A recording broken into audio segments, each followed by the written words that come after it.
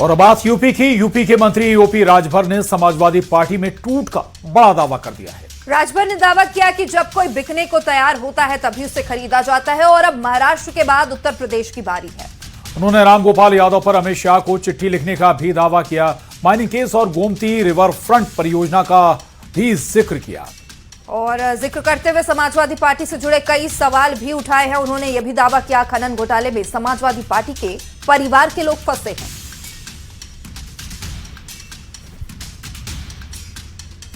राजभर जी, बड़ा बयान आपने दिया है और सीधे तौर पर आपने कहा है कि समाजवादी पार्टी टूट रही है। कोई पत्र का भी जिक्र किया है आपने, जो रामगोपाल यादव ने केंद्रीय गृह मंत्री अमित शाह को दिया है। क्या है मामला और उस पत्र में क्या है? कि पूरा देश जानता है कि सीबीआई ने जो एफआईआर कराई है खनन के मामले में गायत्री प्रजापति और अखिलेश यादव जी का नाम, तो गायत्री तो जेल में है और अखिलेश जी बाहर हैं। अब सीबीआई ही नहीं, सारी एजेंसियां, जितने लोग इस तरह के हैं, सबकी गिरफ्तारी की तैयारी में है। तो अब बचने के लिए मैं पहले भी कहता था कि ये लोग बाहर इस नाते हैं कि रात दिन में तो भाजपा खिलाफ बोलते हैं, रात को गुलदस्ता लेके योगी जी के यहाँ पहुंच जाते हैं कि जान बचाए रखिए, हम आपके साथ हैं। वही चिट्ठी रामगोपाल जी ने चिट्ठी केंद्रीय गृह मंत्री माननीय अमित शाह जी को दिया।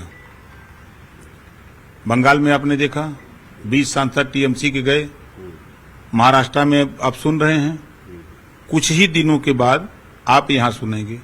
उस चिट्ठी में रामगोपाल जी ने स्पष्ट लिखा है कि फला फला फला व्यक्ति हैं, इनसे बात कर लीजिए, ये लोग अब सपा छोड़ करके अब भारतीय जनता पार्टी ज्वाइन करेंगे। और इधर समाजवादी पार्टी ने ओम प्रकाश राजभर पर पलटवार करते हुए उन्हें पाखंडी बताया। समाजवादी पार्टी ने आरोप लगाया कि ओम प्रकाश राजभर मंत्री बने रहने के लिए ऐसी बातें करते हैं। एक मंत्री ओम प्रकाश राजभर दोगले हैं और कभी कुछ कहते हैं, कभी कुछ कहते हैं। उनकी बात को संज्ञान में मत लिया करिए। उनका कोई सिद्धांत नहीं है। वह केवल मंत्री बने रहने के लिए ही, एसी गाड़ी में घूमने के लिए ही बयान देने का काम करते हैं। समाजवादी पार्टी का एक भी नेता जो है वो भारतीय जनता पार्टी में नहीं जाएगा। समाजवादी पार्टी की सरकार बनने जा रही है। और 5 की आज की शुरुआत बड़ी खबर के साथ। बड़ी खबर महाराष्ट्र से, जहां न्यूज 18 को सूत्रों के हवाले से बड़ी खबर मिली है। लोकसभा स्पीकर को शिवसेना यूबीटी के बागी सांसदों का लेटर कल ही मिल चुका है। अलग गुट की मान्यता देने की मांग वाली चिट्ठी स्पीकर को दे दी गई है और अब ये खबर की इस चिट्ठी में के जवाब में कल दोपहर 3 बजे ही बागी सांसदों को सैद्धांतिक मान्यता मिल चुकी थी। इस अप्रूवल के बाद श्रीकांत शिंदे और शिवसेना के कुछ नेता मुंबई से दिल्ली के लिए रवाना हो गए थे और प्लान के मुताबिक दिल्ली में वो सांसद स्पीकर से मिल सकते हैं। और जिन सांसदों के दस्तखत लेटर में मौजूद हैं। और अब से थोड़ी ही देर पहले शिवसेना उद्धव गुट के नेता संजय राउत ने प्रेस कॉन्फ्रेंस करके आरोप लगाया कि सांसदों को 15-15 रुपए दिए गए और संजय राउत ने आरोप लगाया कि संविधान की धज्जियां उड़ाई गई। वो सभी ने उस वक्त कहा 2 दिन पहले कि हम लोग पार्टी के साथ ही है, हम उद्धव जी आपके साथ है, हाँ हम आपको छोड़कर कहां जाएंगे। मां की शपथ लेकर भी कोई शिवसेना जैसे अपने मां से बेईमानी नहीं करना चाहते। शिवसेना मां है, हम सब बेईमानी करना चाहते तो हम उनको छोड़ेंगे नहीं। जो चाहे वो कर लीजिए। तो याद रखिए 15-15 करोड़ कल रात को दिया, पैसा पहुंच गया ऐसा मुझे इन्फॉर्मेशन है। और बाद में चार्टर फ्लैट में बैठे, पहले पैसा हाथ में दे दो, वो पैसा लिया है लोगों ने, और बाद में चार्टर फ्लाइट दिया। नांदेड़ से, पुणे से, 3 जगह से चार्टर फ्लाइट। और संजय राउत ने ऑपरेशन टाइगर पर भी हमला बोला। उन्होंने कहा कि ये वो सांसद हैं जो 3 चुनाव हार चुके हैं, बावजूद इसके पार्टी ने उन्हें टिकट दिया। टिकट पर आप चुनकर आए हो ना, ये क्या तमाशा बना के रखा है क्या आप लोगों ने? इस्तीफा दे दो, अगर उसको जाना है वो इस्तीफा दे दो। हमारे पार्टी के टिकट पर आप चुनकर आए हो ना, हमारे वोटर्स ने आपको चुनकर दिया है। आप कौन है? कोई 3-3 चुनाव हार गए थे, उनको एमपी बनाया। कोई कहां भाग गया था, घर में बैठा था, उसको एमपी बनाया। किसी का पता नहीं उसको। तो हमने अभी एक लीगल बैटल अभी से शुरू किया है।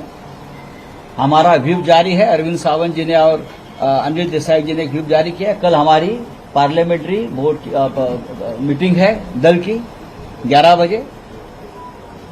ओम बिरला जी को भी हमारे अरविंद सावंत जी ने लेटर लिखा है, वो भी आप समझ लीजिए। और हम अब दिल्ली में ही है और दिल्ली में रहेंगे। और आज की प्रेस कॉन्फ्रेंस में संजय राउत ने बागियों को गाली तक दे डाली है। बाद में संजय राउत ने अपशब्दों पर अनिल देसाई ने सफाई दी है। बाळासाहेब ठाकरेंनी आम्हाला मुलासारखं वाढवलं सगळ्यांना। उद्धव ठाकरेंनी आमच्यावरती सातत्यानं भावासारखं प्रेम केलं। हे भोसडीचे लोक कोण जात आहेत हे नाही, डोंट कट, हे कट मत करना। ये लोग जो है बेईमान लोग है। जो भी बातें बोली जाती हैं, स्लैंग्स होती हैं या इस तरह का पर्टिकुलर अब्यूज किसी के लिए नहीं होता है। जब एक भावनात्मक संवेदनशील आदमी बोलता है, जिस तरह से जिन्होंने पूरा अपना जीवन 50 साल इस राजनीति में, सोशल फील्ड में, पब्लिक में किया है, ग्राउंड पे किया है, तो इस तरह की बातें होती है, जिसके लिए उन्होंने स्पष्टीकरण भी दिया कि मैं कोई व्यक्ति विशेष से ये बात नहीं कह रहा। और बात अयोध्या की। अयोध्या राम मंदिर कथित दान गबन केस में एसआईटी की जांच तीसरे दिन भी जारी है। एसआईटी टीम आज कैश काउंटिंग करने वाले टीसीएस के कर्मचारियों से पूछताछ कर रही है। राम मंदिर के दान पात्र से कैश कलेक्ट करके काउंटिंग स्थल तक पहुंचाने वाले कर्मचारियों को पूछताछ के लिए बुलाया गया और एसआईटी की टीम कल रात 11 बजे राम मंदिर परिसर से निकली थी। टीम अयोध्या में ही रुकी हुई थी। राम मंदिर ट्रस्ट के महासचिव चंपत राय के निवेदन पर दान पात्र में अनियमितता के आरोप लगने के बाद एसआईटी टीम का गठन किया गया है। 15 जून को दोपहर 2:50 पर एसआईटी की टीम राम मंदिर परिसर पहुंची थी। पहले दिन में 43 लोगों से पूछताछ हुई थी और दूसरे दिन बैंक कर्मचारियों समेत 32 लोगों से पूछताछ की गई है। तो तीसरे दिन भी एसआईटी की जांच जारी है। एसआईटी टीम आज कैश काउंटिंग करने वाली टीसीएस के कर्मचारियों से पूछताछ कर रही है। बता दें, पहले दिन 43 लोगों से पूछताछ की गई, दूसरे दिन 32 लोगों से और आज भी ये पूछताछ लगातार जारी है।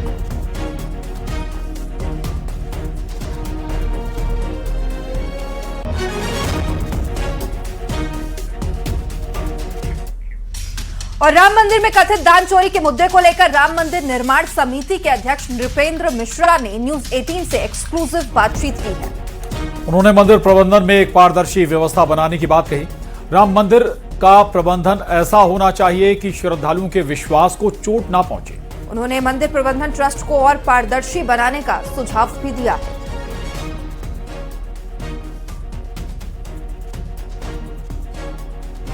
किसी प्रकार का विवाद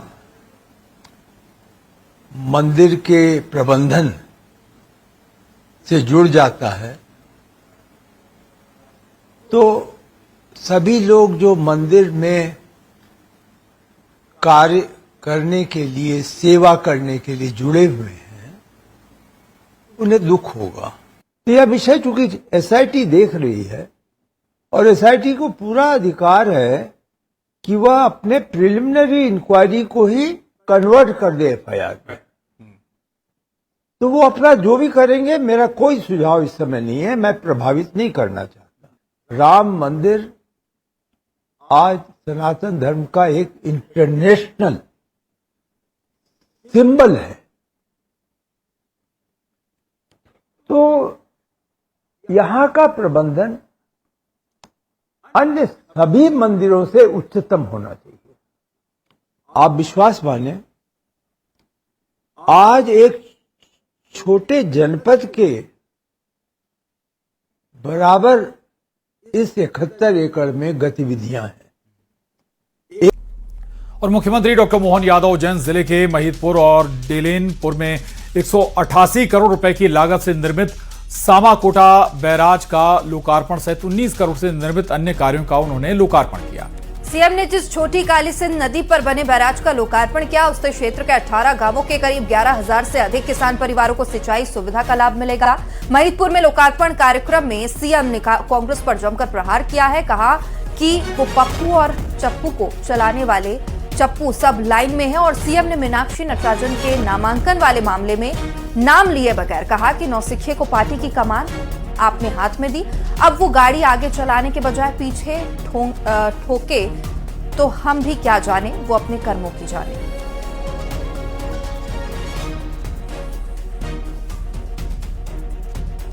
बेईमान कांग्रेसी कहते हैं कि ये बहनों के पास पैसा पहुंचाते हो तो ये दारू पी जाती है। अरे डूब मरो शर्म से कांग्रेसियों, तुम्हारा चरित्र ऐसा है, तुम तो माता बहनों की इज्जत नहीं करते हो। लेकिन हमारी संस्कृति और कांग्रेस इसीलिए अपने कर्मों की सजा भुगत रही है। पूरे देश से धीरे धीरे कर करके अपने आप अपने कर्मों से मर रहे हैं। वो पप्पू और पप्पू के चलाने वाले चप्पू सब एक लाइन में। जिस दौर में आज यशस्वी प्रधानमंत्री का पराक्रम का विजय रथ आगे बढ़ रहा है, जब पूरा देश विकास की दौड़ में आगे बढ़ रहा है, ऐसे में नौसिखियों के हाथ में उन्होंने अपनी पार्टी की कमान दी है। अब वो नौसिखिए गाड़ी आगे चलाने के बजाय पीछे ठोके तो हम भी क्या करें, वो अपने कर्मों की जाने। उनको जैसे चलाना है वो चलाए, हमारी कोई लड़ाई नहीं। लेकिन विकास के मामले में